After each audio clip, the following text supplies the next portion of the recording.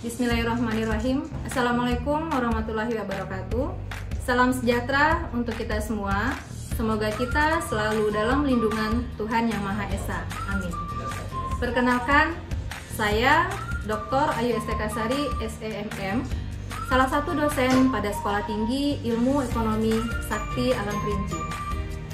Pada kesempatan ini, saya akan memaparkan salah satu mata kuliah yang saya ampu, yaitu Manajemen Pariwisata. Merupakan mata kuliah wajib dengan bobot 3 SKS dan wajib dikontrak mahasiswa pada semester 3. Video ini dibuat dalam rangka untuk memenuhi salah satu persyaratan sertifikasi dosen tahun 2023, yaitu pernyataan diri dosen dalam unjuk kerja Tridharma Perguruan Tinggi atau PDD UKT PT khususnya pada aspek pengajaran. Sebagai dosen, saya sudah menerapkan Tridharma Perguruan Tinggi yang terdiri dari pengajaran, penelitian, dan pengabdian kepada masyarakat, di mana di sini terdiri dari delivery, interaction, dan assessment, yang disingkat dengan DAA, merupakan salah satu sistem pengajaran yang saya terapkan kepada mahasiswa saya. Delivery yaitu di mana saya menyediakan beragam materi pembelajaran untuk membantu mahasiswa belajar secara mandiri, sehingga materi yang diberikan dapat diterima dengan baik oleh mahasiswa. Interaction. Nah, hal ini merupakan kegiatan tatap muka antara dosen dan mahasiswa untuk membahas mata kuliah yang dilakukan di dalam kelas untuk mencapai capaian pembelajaran. Yang kita lakukan atau yang biasa kita lakukan berinteraksi langsung dengan mahasiswa karena ingin mencari fokus atau tidaknya mahasiswa ketika di kelas. Nah, selain itu saya juga menggunakan beberapa media pembelajaran seperti WhatsApp Group, Google Classroom. Kemudian atau yang berikutnya adalah assessment. Nah, assessment merupakan memberikan tugas terstruktur yang direncanakan. Misalnya membahas suatu artikel, kemudian kuis, kemudian menyelesaikan kasus guna mengukur sejauh mana kemampuan mahasiswa dalam menerima materi pembelajaran secara objektif. Nah, sehingga penilaian terhadap mahasiswa bisa saya berikan secara menyeluruh. Nah, mata kuliah yang saya bawakan yaitu Manajemen Pariwisata. Mata kuliah ini atau mata kuliah Manajemen Pariwisata merupakan salah satu mata kuliah di mana meliputi konsep-konsep manajemen dalam kepariwisataan, di mana konsep ini terdiri dari sistem, kemudian manajemen kepariwisataan, kemudian perencanaan strategis kepariwisataan, produk pariwisata, pemasaran pariwisata, pengembangan sumber daya pariwisata, tourismpreneur, faktor permintaan dan penawaran dalam pariwisata, kemudian dampak dari pariwisata tersebut, baik terhadap industri dan bagaimana mengembangkannya, kemudian membranding dari destinasi, serta memberikan pariwisata tersebut, bagaimana mempromosikan dari produk wisata tersebut, dan yang terakhir juga bagaimana kebijakan yang bisa diambil dalam strategi pembangunan pariwisata. Nah, mata kuliah Manajemen Pariwisata ini memiliki tujuan agar mahasiswa memiliki kompetensi dalam pengelolaan manajemen pariwisata dalam organisasi, baik itu organisasi bisnis maupun organisasi non-bisnis ataupun private tourism, di mana hal ini akan terus-menerus berkembang baik secara lokal, nasional, dan internasional. Dan kemudian juga mahasiswa mampu memahami, kemudian menganalisis isu-isu serta permasalahan dari manajemen pariwisata secara profesional, komprehensif, dan terpadu. Kemudian mahasiswa juga bisa mengimplementasikan dari ilmu manajemen pariwisata dalam kegiatan organisasi, baik yang laba ataupun nirlaba. Dan yang terakhir, mahasiswa itu mampu mengantisipasi berbagai permasalahan dan risiko yang dihadapi dalam pengelolaan manajemen pariwisata dalam organisasi, perusahaan ataupun bisnis manajemen pariwisata. Kemudian dalam mata kuliah manajemen pariwisata ini, mahasiswa itu dapat menguasai pengetahuan, kemudian pemahaman analisis tentang permasalahan manajemen pariwisata, baik secara kualitatif maupun secara kuantitatif. Kemudian mahasiswa memiliki konsep manajemen pariwisata secara profesional dan terpadu. Dan yang terakhir, mahasiswa mampu menganalisis isu-isu manajemen pariwisata secara umum. Nah, pada mata kuliah ini, kita akan membahas mengenai konsep dan manajemen kepariwisataan, perencanaan kepariwisataan, produk pariwisata, pemasaran pariwisata, pengembangan sumber daya manusia pariwisata, tourismpreneur atau wirausaha pariwisata, kemudian faktor permintaan dan penawaran dalam pariwisata. Kemudian juga di sini kita akan membahas juga mengenai dampak dari pariwisata tersebut. Kemudian industri pariwisata dan bagaimana mengembangkan pariwisata, adanya branding dalam destinasi serta promosi pariwisata.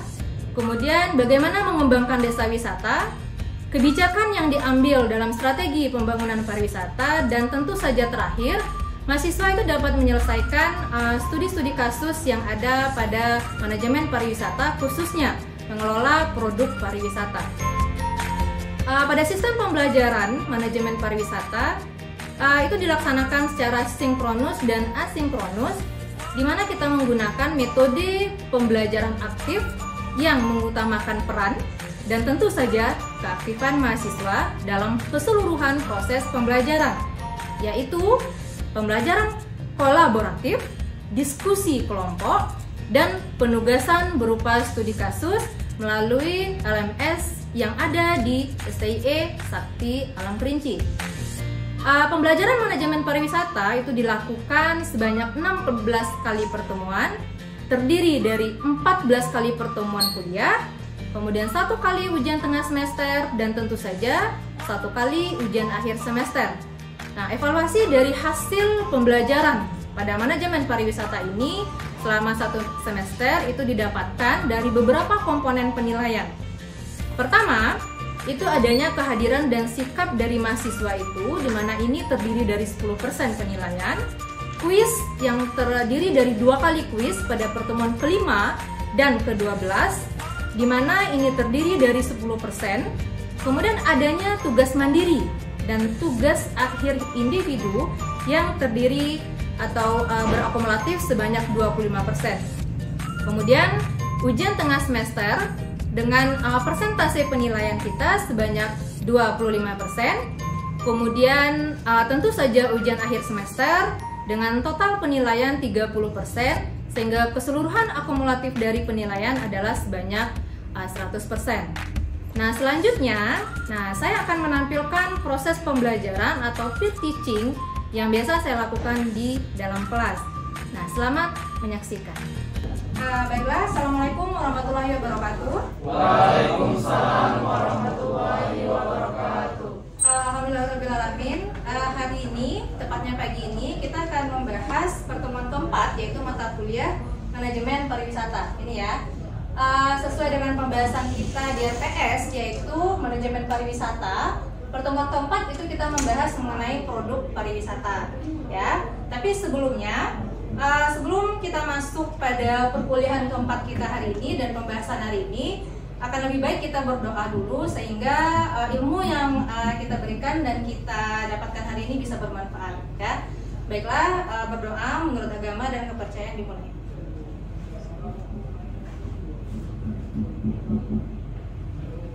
Berdoa selesai. Baiklah semuanya. Jadi pada pertemuan keempat kita membahas mengenai produk wisata, ya, atau produk pariwisata. Tapi sebelum Ibu masuk kepada pembahasan kita yang keempat, akan lebih baiknya kita bahas dulu atau review dulu pembahasan kita yang ketiga, ya, atau pembahasan kita minggu lalu tepatnya. Masih ingat nggak pembahasan kita minggu lalu itu apa? Ya, silakan. Arya bisa dijelaskan? Ya, silakan. Assalamualaikum warahmatullahi wabarakatuh. Perkenalkan, nama saya Rian Sandrigandi, yaitu pada minggu lalu itu kita membahas tentang perencanaan pariwisata. Seperti kita ketahui, perencanaan wisata adalah proses merencanakan dan mengatur segala aspek yang terkait dengan perjalanan atau kunjungan wisata suatu tempat. Itu Bu. Terima Jadi itu kasih. minggu lalu ya, masih kita membahas perencanaan karena konsepnya ya sama seperti namanya manajemen pariwisata. Tentu kita bicara, masih ingat pembahasan kita kalau bicara yang namanya manajemen, yaitu ada P, ada apa lagi? O, kemudian A dan C atau yang disingkat dengan POA. Nah, pertemuan ketiga kita masih membahas baru mengenai planning. Jadi berkaitan dengan pariwisata, berarti kita baru membahas mengenai perencanaan pariwisata atau planning pada pariwisata. Oke, Rion, ada lagi yang bisa menjelaskan? Ya, silakan. Assalamualaikum warahmatullahi wabarakatuh. Waalaikumsalam. Perkenalkan, saya Selvi Octavia. Ya, Sophie, silakan. Materi sebelumnya ada fungsi perencanaan wisata. Yang pertama mengatur perjalanan wisata, Oke. kedua melaksanakan perjalanan wisata, Ya. ketiga mengoptimalkan perjalanan wisata, keempat mengurangi risiko dalam melaksanakan pariwisata. Oke, baiklah sedikitnya sebelum minggu masuk kepada produk pariwisata, ingat dulu ketika bicara manajemen pariwisata, ingat kata kuncinya adalah manajemen. Ya, ini kita flashback lagi pertemuan mungkin semester 1 ya atau 2. Ketika membahas manajemen itu diingat saja ada P, ada O, ada C.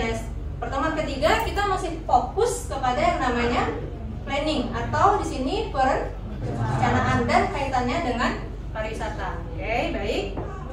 Ya, hari ini kita akan bahas mengenai produk wisata atau produk pariwisataan. Nah, yang namanya produk, sedikit lagi kita mereview.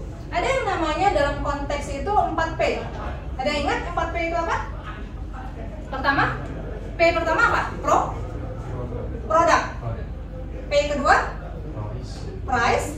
Oke, P ketiga kita bicara promotion atau promosi. Kemudian P keempat kita bicara place. Nah, hari ini kita fokus kepada produk pariwisata atau produk wisata. Nah, yang namanya produk, kita lihat di sini dulu pengertiannya.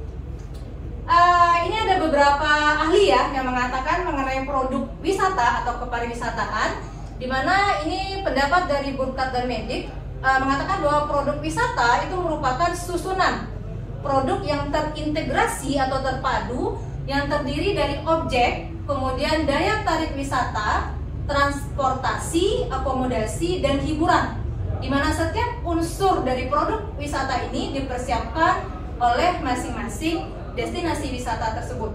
Nah, jadi ini ada tiga dari konteks produk wisata. Jadi bisa disimpulkan di sini bahwa ketika bicara produk wisata, di mana dengan membandingkan jenis produk, barang, dan jasa lainnya, di mana setiap produk wisata itu memiliki hal yang unik dan berbeda, itu kuncinya. Artinya, Bu, saya pernah ke pantai. Ini adalah produk wisata merupakan sesuatu yang ditawarkan kepada wisatawan untuk mengunjungi daerah tersebut. Kata kuncinya supply itu ditawarkan. Ada penawaran yang diberikan di sana. Kalaupun misalnya habis di belakang rumahnya ada air terjun, tapi tidak dipromosikan, kemudian tidak ditawarkan, oh tidak boleh nih ke sini karena itu kan berarti tidak ditawarkan artinya. Jadi kata kuncinya yaitu tadi, ditawarkan kepada wisatawan untuk mengunjungi daerah tujuan wisata tersebut, ya. Oke. Sehingga saya bisa atau kita semua bisa mendeskripsikan bahwa produk wisata merupakan pelayanan yang dapat dinikmati oleh wisatawan. Ingat ini ya, wisatawan dari tempat asalnya ke daerah tujuan wisata tersebut. Balik, apa yang mereka tawarkan? Tempat itu ke apa? Dari destinasinya berarti kalau kita ke sana harus ke desa terdekat, apa nama desanya? Ke Desa Bintamara dulu. Oh, Bintamara. Melewati Oke. Jalan Geotermal. Oke, geotermal. Dan Berapa kilo atau jam mungkin hitungannya? Berarti dari kita finishing terakhir menggunakan alat ya, artinya mungkin mobil ataupun sepeda motor ke tempat itu kira-kira berapa kilometer atau berapa? Lebih kurang 1 jam. Oke, 1 jam berarti tidak terlalu jauh ya. Apa yang istimewa di sana sehingga oke, ayo mari kita ke Gunung Punyet sehingga kita bisa lihat ini, bisa lihat ini. Apa yang istimewa di sana? Ada air terjun. Oke, air terjun apa lagi? Gunung Belerang. Gunung Belerang. Gunung Belerang berarti mengeluarkan ini ya? Ya. Bisa mandi? Bisa, tapi siap itu melepuh ya. Oke, apa lagi? Itu aja itu ada. yang istimewanya. Berarti 1 jam, berarti dari tempat destinasi titik awal ya, 1 jam jalan, berarti 1 jam lagi. Sudah dikelola nggak kira-kira tempatnya? Dikelola oleh pemuda setempat. Oh, pemuda setempat saja. Berarti tadi dikelola oleh pemerintah desa. Kalau ini dikelola oleh pemuda setempat. Nah, itu maksudnya ya. Artinya kita bisa membuat yang di sekitar kita saja dulu sebagai produk wisata. Tapi kata kuncinya tadi harus dikelola dengan baik manajemennya. Kemudian yang kedua, jangan lupa bahwa ketika bicara produk wisata, yang ditawarkan itu harus balik lagi unik. Harus ada yang ditawarkan yang berbeda. Nah, seperti tadi, Gunung Kunyitnya ada air terjun. Kemudian yang kedua ada objek wisata belerang ya. Nah, berarti kan itu mungkin tidak dimiliki oleh tempat-tempat yang lainnya. Ya, nah, itu sehingga balik lagi ada yang bisa dinikmati dan kata kuncinya harus berbeda atau unik dengan yang lain. Ya, oke, kita lihat dulu unsurnya ya. Jadi kita lihat dulu di sini, ketika kita bicara mengenai unsur dari produk wisata, ini ada beberapa unsurnya. Jadi di sini kita punya unsurnya ada 6 dari unsur produk wisata tadi. Sebentar, oke. Ini pertama objek tadi ya, seperti Gunung Kunyit dan Bukit Runcing, ada objek dan daya tarik wisata. Ingat, daya tarik. Yang namanya daya tarik berarti pengunjung tertarik untuk datang ke sana. Nah, kemudian yang ini tadi, jasa travel, agent, dan tour operator, dan seterusnya. Artinya, ada nggak yang mengakomodasikan ke sana? Misalnya seperti Bukit Kunyit kan, artinya Gunung Kunyit. Kalau kita ke sana, orang-orang yang belum pernah ke sana ya otomatis harus didampingi mungkin oleh pemuda setempat ataupun yang kenal daerah sana. Kalau nggak kan nyasar gitu ya. Nah, jadi ini yang dimaksud dengan jasa tadi. Kemudian, nah ya, kalaupun ada jasa perusahaan angkutan itu lebih baik. Pelayanan, ya, jadi jasa pelayanan ya dari yang pemuda setempat tadi. Kemudian souvenir, ya, jadi ini juga ada unsur yang membentuk produk wisata itu. Pertama ingat daya tarik, ya, kata sama seperti tadi. Kemudian ada fasilitas, ingat adanya fasilitas. Kemudian kemudahan ke destinasi tersebut. Nah, saya balik fasilitas dulu lah. Tadi bicara Bukit Runcing, kira-kira fasilitas apa yang ada di sana? Yang disediakan oleh desa atau pemerintah desa setempat? Apa yang disediakan? Fasilitasnya, berarti mungkin kedepannya tempat parkir mungkin gitu ya, atau tempat makan di sana yang memang tersedia. Misalnya kalau mau lihat pemandangan alam bisa sambil makan mie atau apa, itu kan fasilitas juga ya gitu. Jadi itu mungkin bisa dipikirkan. Oke, ini ada, mari kita katakan ke sini, POAK tadi kita bicara planning seperti pembahasan kita minggu lalu terhadap perencanaan, kemudian pengembangan, kemudian pengelolaan. Ya, berarti ketika bicara POAC, planningnya, ya, kemudian how to actuatingnya bagaimana, mengembangkannya, kemudian controllingnya bagaimana. Kalau dalam pariwisata itu ada ciri-cirinya. Pertama, produk wisata itu tidak dapat disimpan.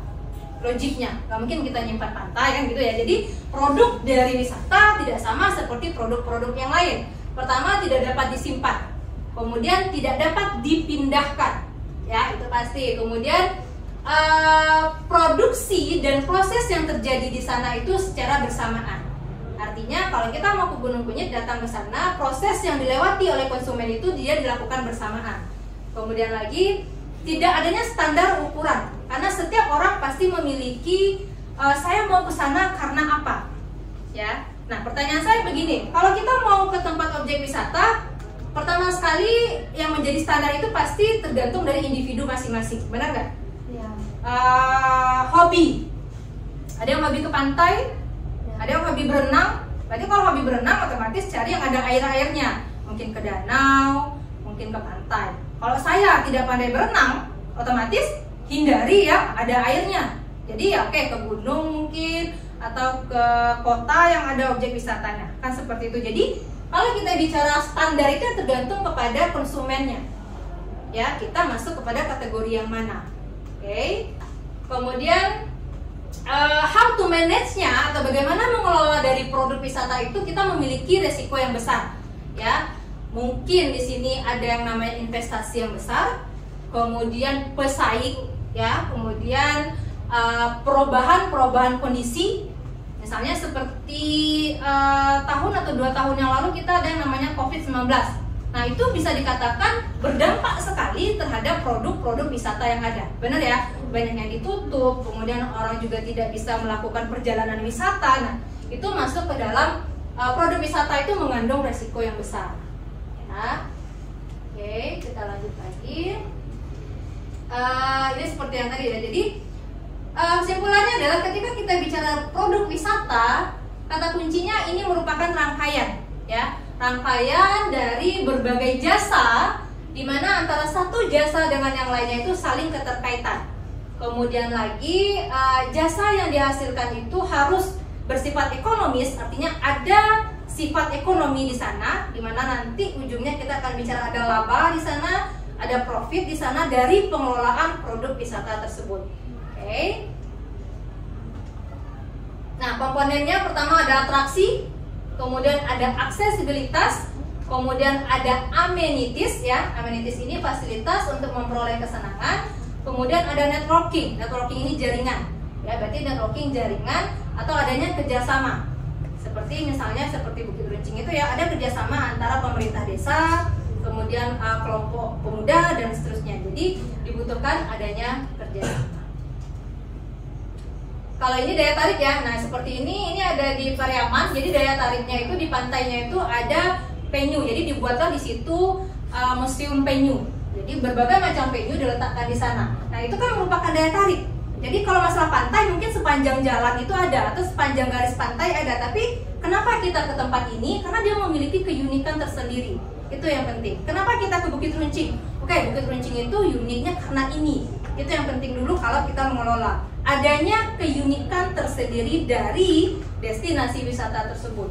Fasilitas, ya balik dikatakan fasilitas, ada tempat parkir, ada penyediaan makanan, kemudian ada transportasi yang mudah ke sana, rekreasi dan seterusnya. Nah, ya kemudian ya ini tadi kemudahan untuk mencapai daerah tujuan wisata tersebut. Kalau kita misalnya jalannya sudah sampai 5 jam, kita juga berpikir untuk ke sana gitu ya. Kan ada pikiran seperti itu. Oke, sebelum saya masuk kepada tugas kelompok, ingat ya, jadi ini ada tugas kelompok. Jadi sudah pertemuan keempat. Minggu lalu 1, 2, 3 belum saya berikan tugas kelompoknya atau tugas individu. Jadi tugas kelompok ini akan kita kumpulkan pada pertemuan ke-8. Jadi semuanya memiliki waktu sekitar 3 mingguan ke depan untuk menyelesaikan ini. Satu kelompok terdiri dari minimal 3 orang ya. Boleh 4 juga boleh, tapi minimal 3 orang. Maksimal 4 lah ya, 4 orang. Jadi Ibu jelaskan dulu ya. Nah, tugas kelompok ini adalah cari salah satu contoh dari destinasi wisata yang kita katakan produk wisata yang ada boleh di Kabupaten Kerinci ataupun di Kota Sungai Penuh. Dan setelah mendapatkan itu, jelaskan historis atau cerita sedikit mengenai objek wisata itu ya. Yang dijelaskan apa saja Bu? Ya historisnya seperti Bukit Runcing tadi. Ini Bukit Runcing terletak di mana dan seterusnya dan seterusnya. Kemudian lagi fasilitas. Nah, fasilitas yang tersedia apa? Kemudian lagi kalau seandainya ada masukan yang kalian mau berikan, saran misalnya, masukan misalnya, silakan dibuatkan juga di tugas tersebut. Oke. Kemudian lagi, oh ya jangan lupa ketika membuat tugas ini, Anda kan datang ke sana.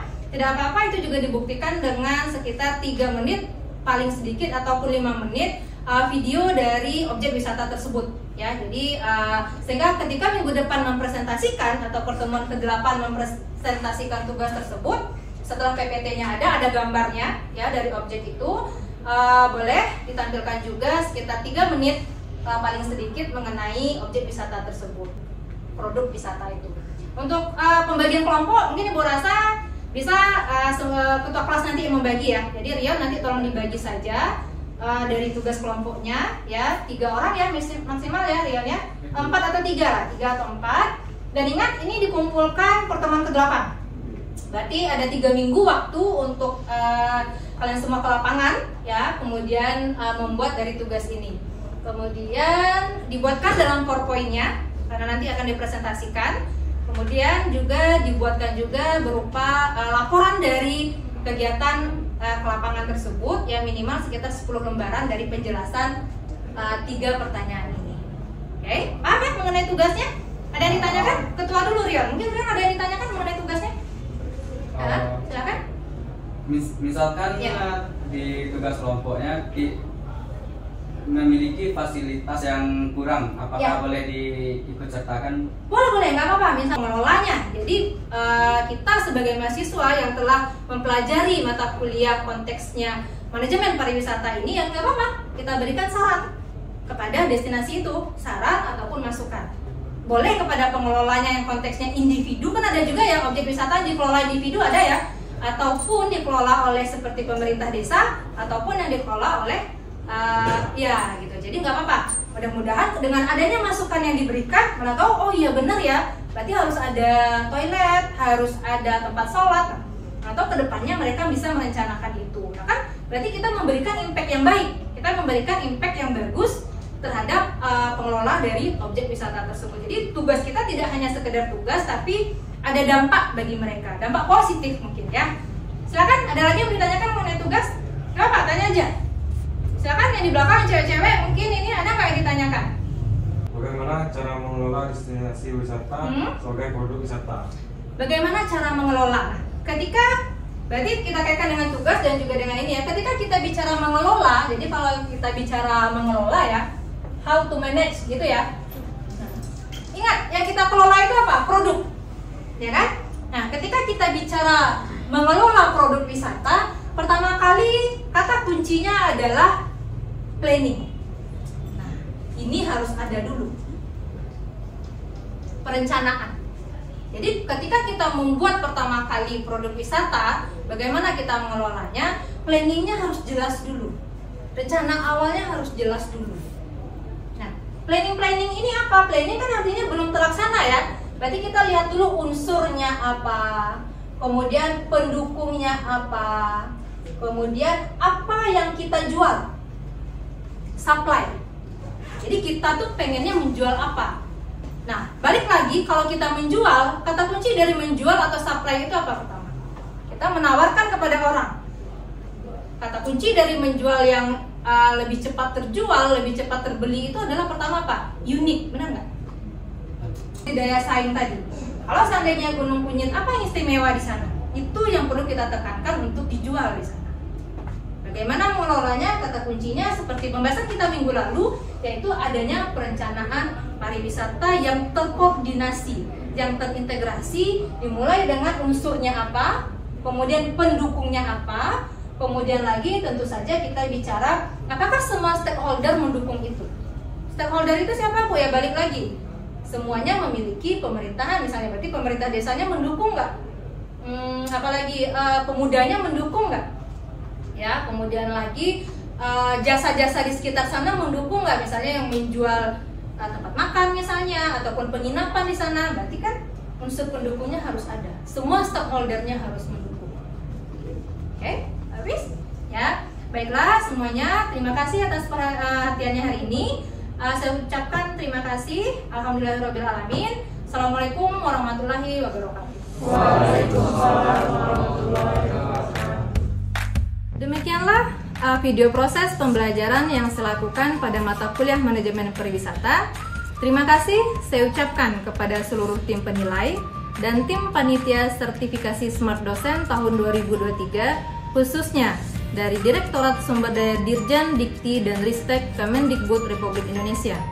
Tidak lupa juga saya mengucapkan terima kasih kepada Sekolah Tinggi Ilmu Ekonomi Sakti Alam Kerinci, rekan sejawat, dosen, dan juga rekan-rekan mahasiswa. Demikian yang dapat saya sampaikan. Atas semua kekurangan dari saya mohon maaf yang sebesar-besarnya. Wassalamualaikum warahmatullahi wabarakatuh.